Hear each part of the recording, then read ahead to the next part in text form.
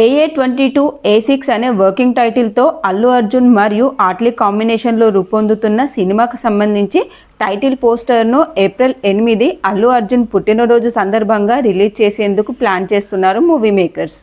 ఈ సందర్భంగా తాజాగా విడుదల చేసిన ప్రీలుక్ పోస్టర్లో జంతు పంజా కనిపించేలా డిజైన్ చేయడంతో బన్నీ ఇందులో ఐ సినిమాలో విక్రమ్ తరహాలో బీస్ట్ పాత్రలో కనిపించబోతున్నారేమో అన్న చర్చ మొదలైంది.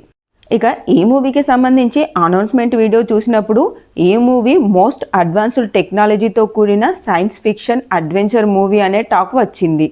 ఇక ఈ మూవీ పునర్జన్మల కాన్సెప్ట్తో ముడిపడిన ప్యారలల్ యూనివర్స్ కథాంశంతో తెరకెక్కబోతుందని, ఇందులో అల్లు అర్జున్ పాత్ర 3 కోణాల్లో సాగుతుందని కూడా ప్రచారం జరుగుతుంది.